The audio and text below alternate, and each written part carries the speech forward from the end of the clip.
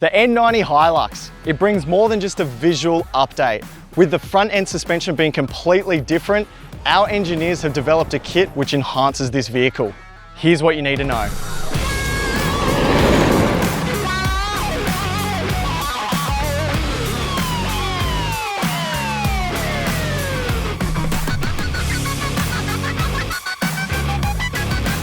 The factory suspension on the N90 Hilux is pretty underwhelming. It sits low, and as soon as you load it up, you can feel every bump. Our engineers have taken extra time to develop a complete kit for the new Hilux, because there are a few differences with the new platform which others may have missed. Our complete kit includes springs, shocks, control arms, diff drops, relocation brackets, and all the hardware you need for 2 inches of lift. You can choose from our standard twin tube shock, designed for comfort and load carrying, which is a massive step up from factory, or our 3-way adjustable F4R shocks, which allow you to adjust your suspension for any terrain. Thinking of loading up your Hilux? Well, we've got a large range of springs to suit the front and rear weights of your vehicle. So no matter the build, we've got the right spring rate for you. Every Formula 4x4 lift kit comes with 5-year unlimited kilometre warranty. That shows you how confident we are in this kit. Now for a proper deep dive into the lift kit, let's talk to the engineer that spent months developing it.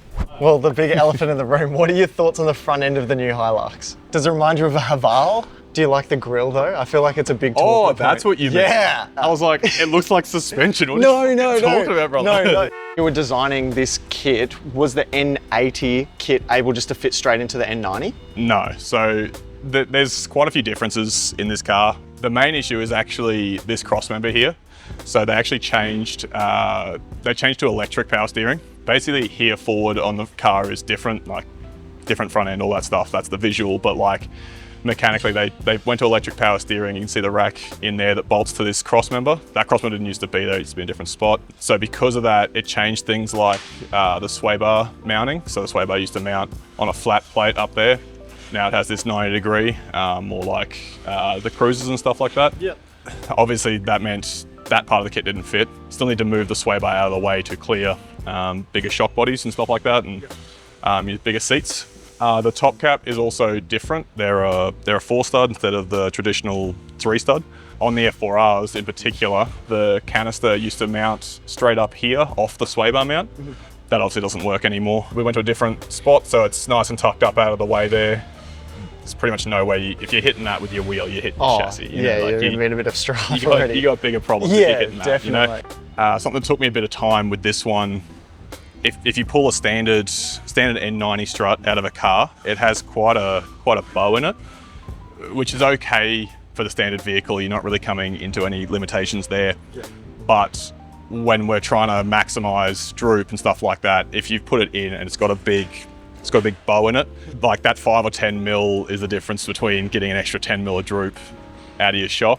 So for our kits, we've gone with like a mandatory upper arm in it, because that gives you more clearance, so we can run more droop. Because one of the issues these cars have is they don't have a lot of droop from factory. So they have about 50 or 60 mil from factory.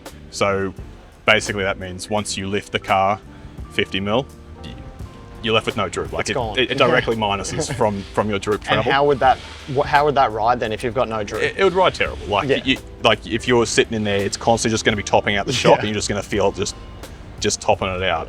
We don't like to sell kits with less than bare minimum 40 mil of droop. So we had to get enough droop in so that we could still get the 50 mil that we know that people would want out of this car. Yep.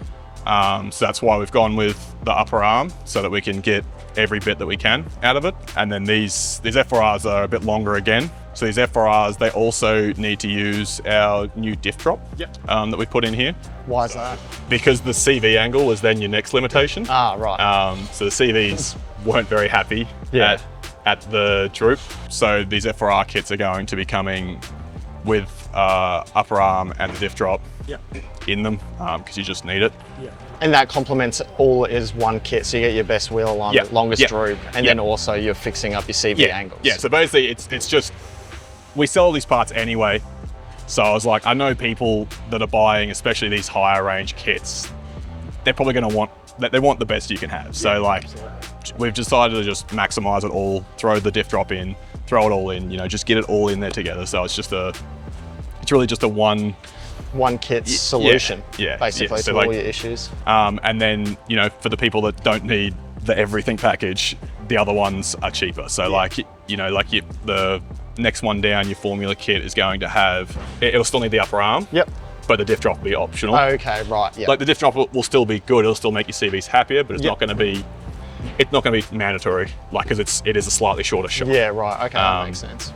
Longer than OE, but shorter than the F4R. Now that you've driven this car as OEM and now you've got our gear in it, what are the major differences that you've noticed? Stock, these cars, they're not too bad.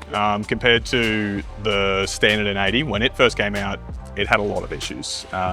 They fixed a lot of those in the suspension in this car. Yep. A lot of damping and spring rate changes. So that was another thing with this one. They did have a higher spring rate than the front of the N80. We've kind of found that's not actually necessary. It's just a bit harsh for no reason. So we've dropped the spring rate and it feels a lot better because of that. And I mean, they're a great platform, obviously, by the sounds of it. Yeah, great platform. You know, like everyone's been working with Hiluxes for a long time. Yeah. You know, it's different, but it's still a Hilux. It's still Hilux DNA through it.